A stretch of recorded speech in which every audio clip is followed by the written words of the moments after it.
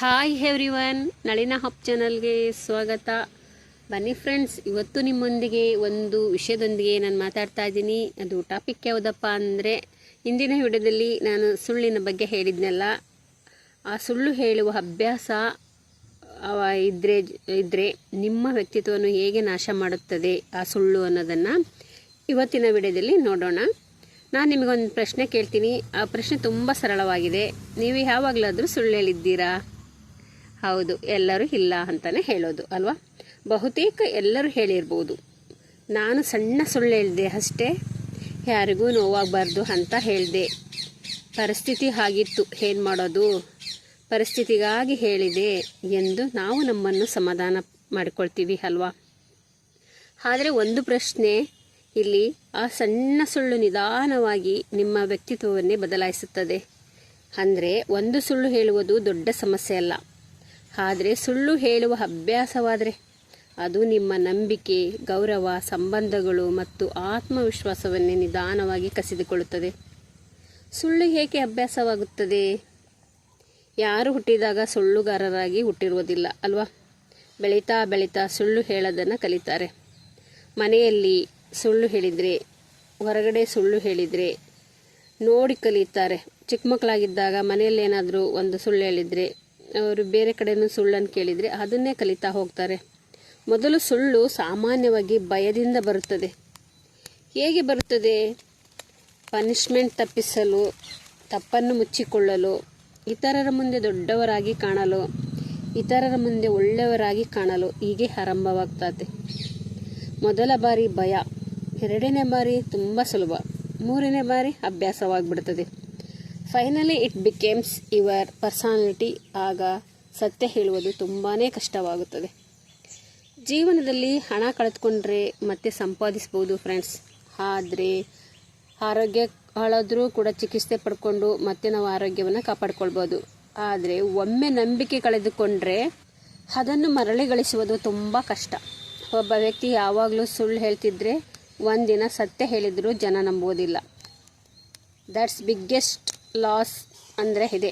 ನಂಬಿಕೆ ಇಲ್ಲದ ವ್ಯಕ್ತಿಗೆ ಸಂಬಂಧಗಳು ಉಳಿಯೋದಿಲ್ಲ.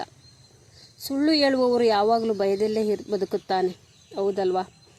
ಒಂದು ಸುಳ್ಳನ್ನು ಮುಚ್ಚಲು ಇನ್ನೊಂದು ಸುಳ್ಳು ಹೇಳಬೇಕಾಗುತ್ತದೆ, ಆಮೇಲೆ ಮತ್ತೊಂದು ಸುಳ್ಳು ಹೇಳ್ತಾನೆ, ಆಮೇಲೆ ಮಗದೊಂದು ಸುಳ್ಳು ಹೀಗೆ ಹೇಳ್ತಾ ಹೋಗಬೇಕಾಗುತ್ತದೆ.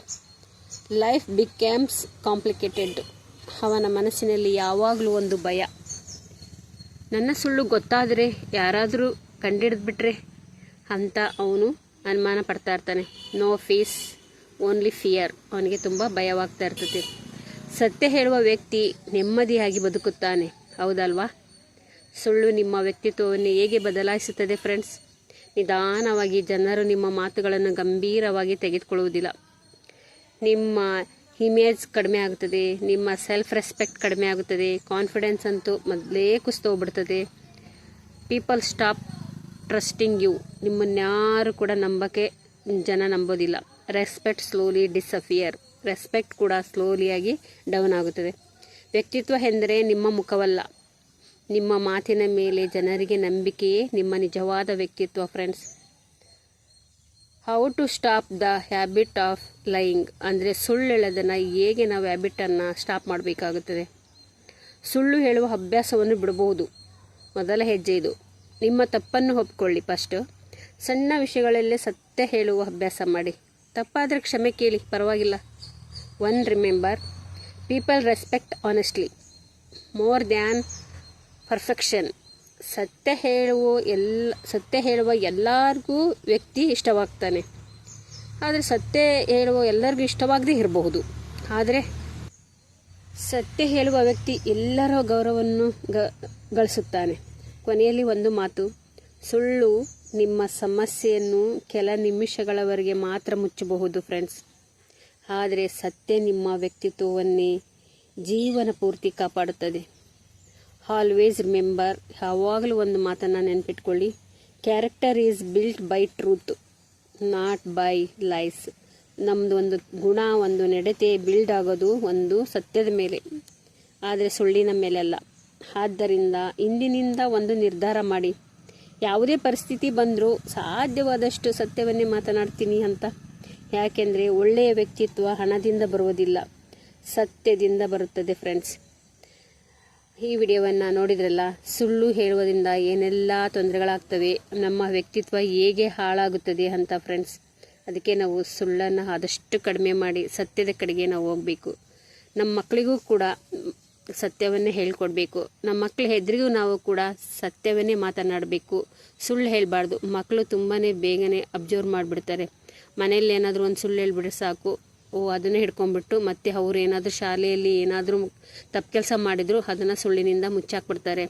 ಅದಕ್ಕೆ ನಾವು ನಮ್ಮ ಮಕ್ಕಳಿಗೆ ಒಂದು ಒಳ್ಳೆಯ ವ್ಯಕ್ತಿತ್ವ ಬೆಳೆಸಬೇಕು, ಅವರಿಗೆ ಒಂದು ಒಳ್ಳೆಯ ವ್ಯಕ್ತಿತ್ವವನ್ನು ಕಲಿಸ್ಬೇಕು ಅಂದರೂ ಕೂಡ ಒಂದು ಸತ್ಯದಿಂದನೇ ನಡಿಬೇಕು. ಸುಳ್ಳನ್ನು ಯಾವತ್ತೂ ಹೇಳಬಾರ್ದು.